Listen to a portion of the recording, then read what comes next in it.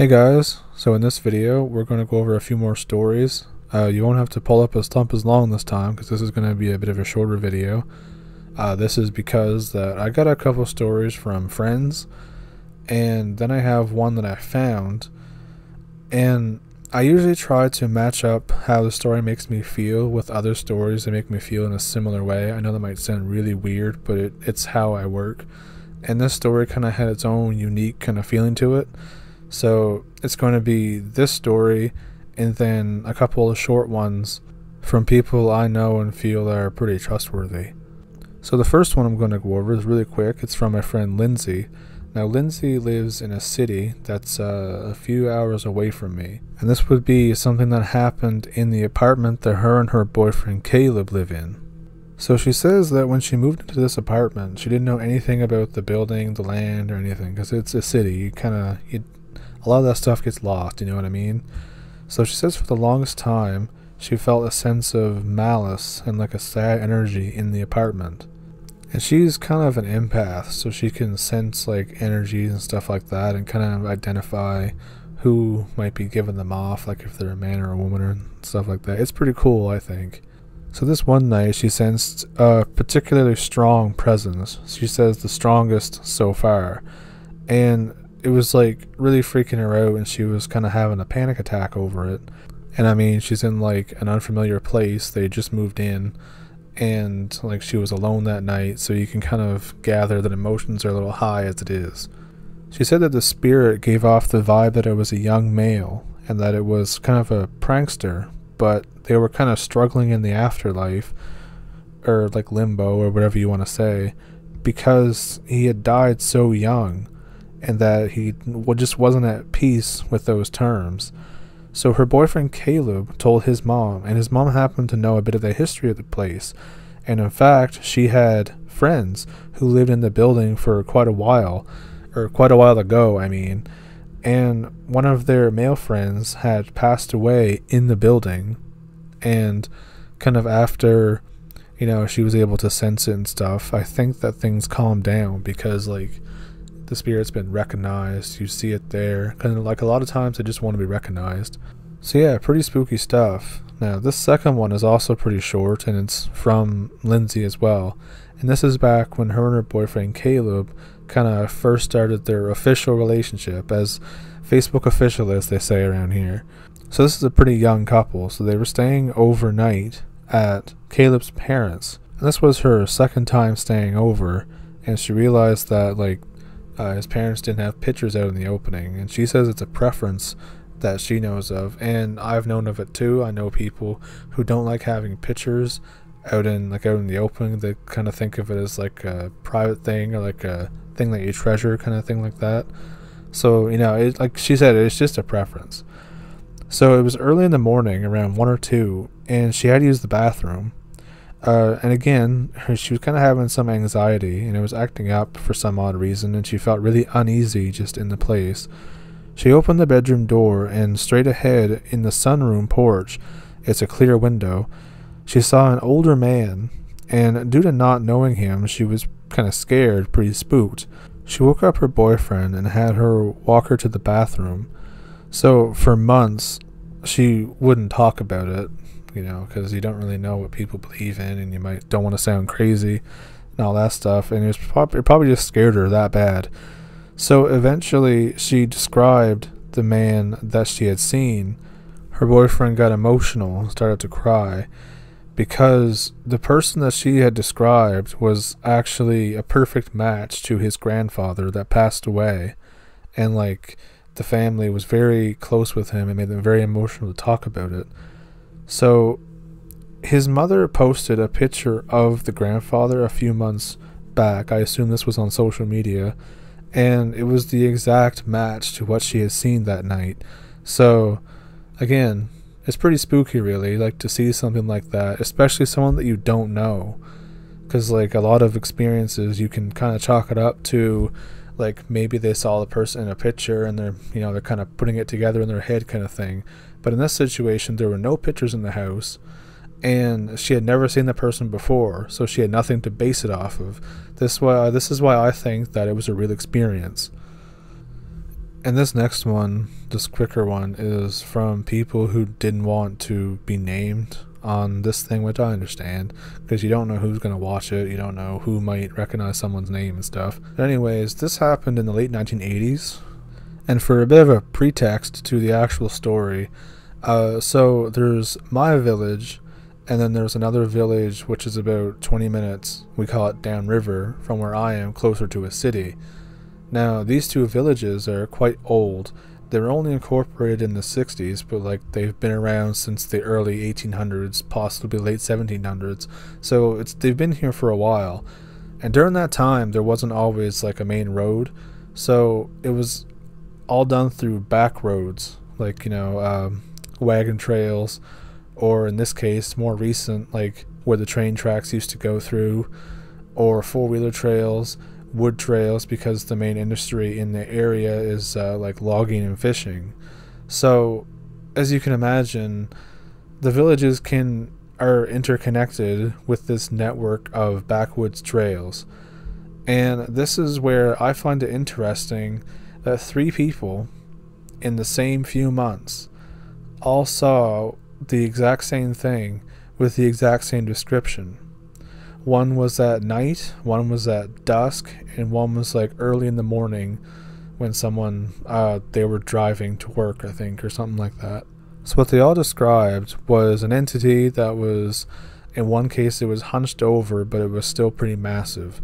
In one case it was standing up, and it had to be 6.5 to 7 feet tall. In the other case, they saw the glint of its eyes along the ditch of the road, but knew that it was huge, or effing huge, as they said. That's a direct quote there. It had black fur, it looked wolf-like, and it had like claws. And it was only ever sighted, I think 3 times in the area of that year, and then never sighted again. So who knows what happened to it, or what it was. There's no big like climatic encounter or anything like that. One person was a teenager back then, and they saw it like at the tip of the woods, and it wouldn't come onto their property, which is weird because their property is like blessed and stuff. So maybe that had something to do with it. In one case, it wouldn't come near them because they had something silver on them. And in the third one, it was just in the ditch eating roadkill. So, there's no climatic thing, there's nothing like that. It's just a crazy, almost like an urban legend now, because people talk about it still as if it happened yesterday, but it's talked about in like hushed tones because, people are really skeptical and all that stuff. So anyways, I hope you enjoyed those 2 stories, or those 3 stories, I mean. Those are from people that I consider to be trustworthy, and I hope you enjoyed them. And we'll get into the longer story here now, after an ad break, I think.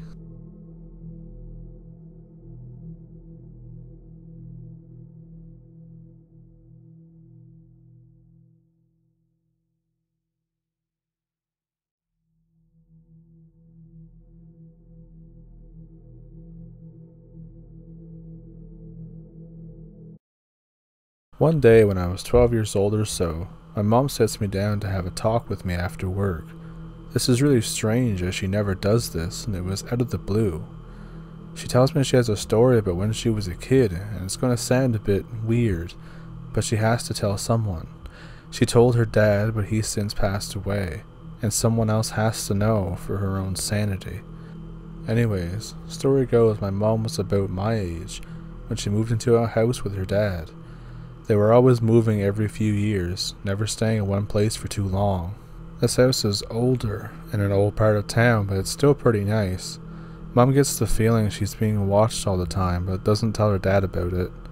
She has many nightmares and has to sleep in bed with her father, but tries to be brave.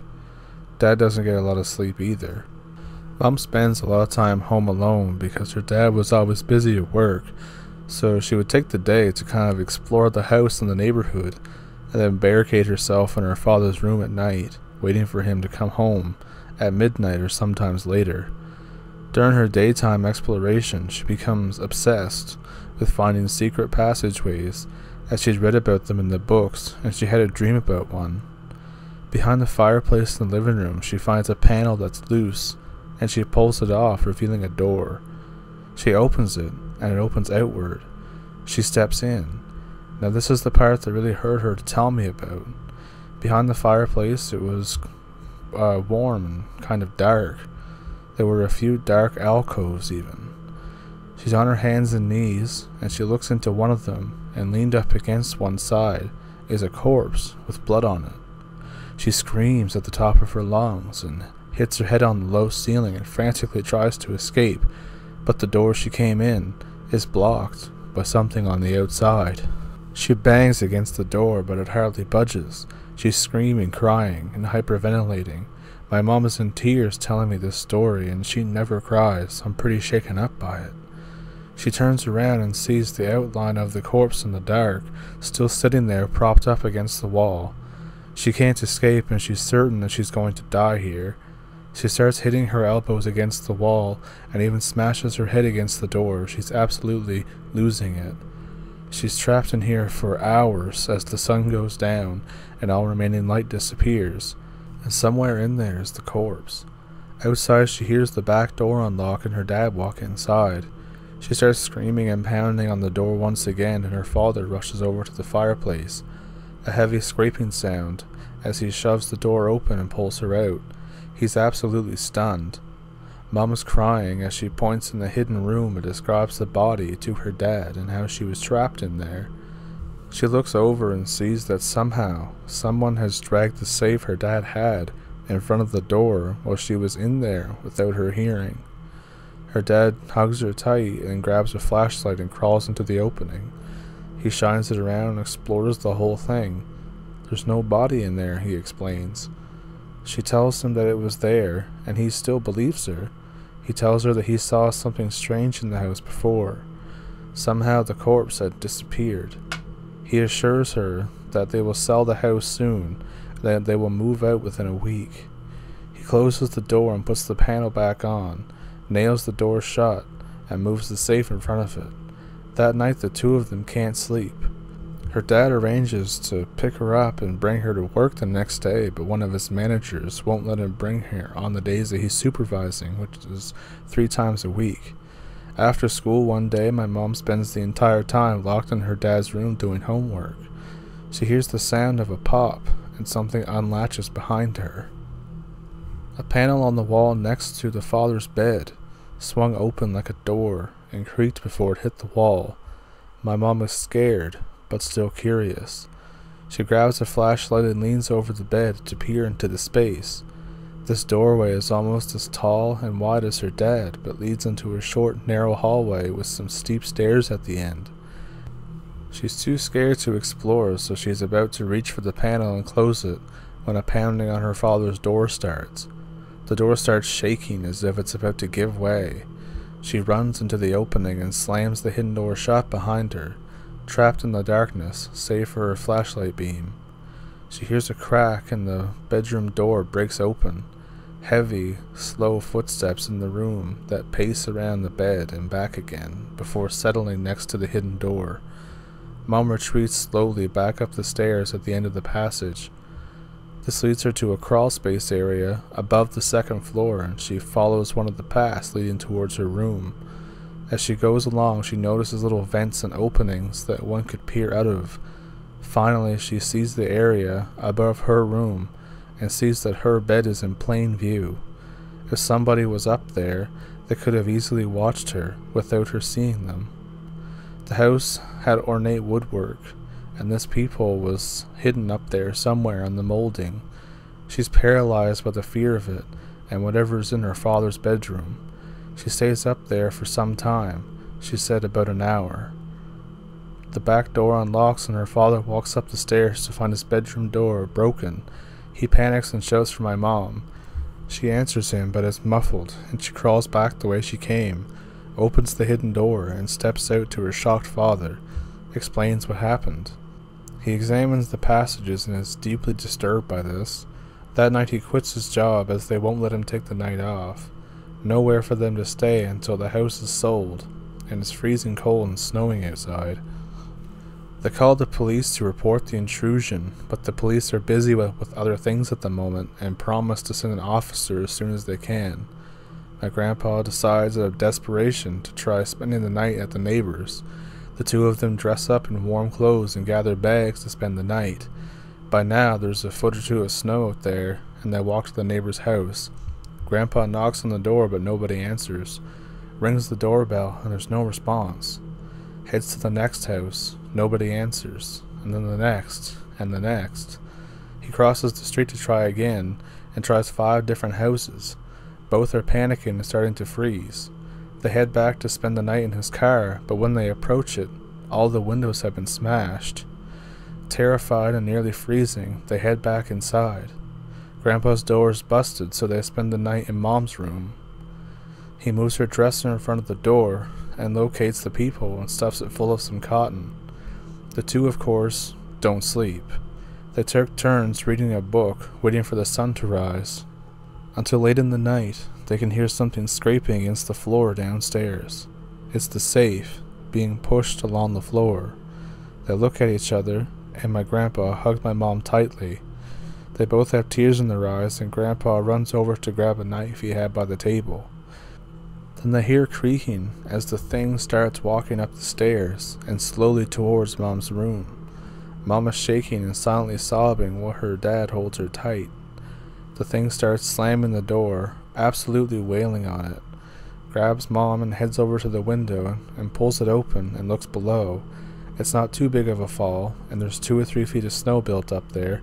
He grabs my mom, and the two of them look at the door as it shakes with each hit, holds her tight, and then jumps into the snow pile, landing on his feet very hard.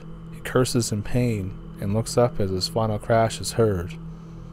A figure moves into view and stands by the window. It's the corpse my mother had seen, but with new life in it. Blood dripping down it, eyes appear to be missing, and there's just dark sockets in its place. It tilts its head to one side and looks down at them. Grandpa runs as fast as he can through the snow while carrying my mom. This keeps going for blocks and blocks through the shallower and shallower snow on the road. Eventually he reaches downtown and runs into a 7-Eleven. He begs the manager, and he agrees to let them spend the night in the store. The two fall asleep on the floor in the back office. In the morning, Grandpa decides nobody can live in that evil house. He returns to his home and torches it. Burns down the entirety except for the foundation, the fireplace, and the secret room behind the fireplace, which are all brick. He made it look like an accident, and the inspectors buy it. The police are a bit suspicious because of the call the night before and the broken glass on his car, but decide it's not worth their time. Not like he's trying insurance fraud or anything. He's a pretty outstanding citizen besides that.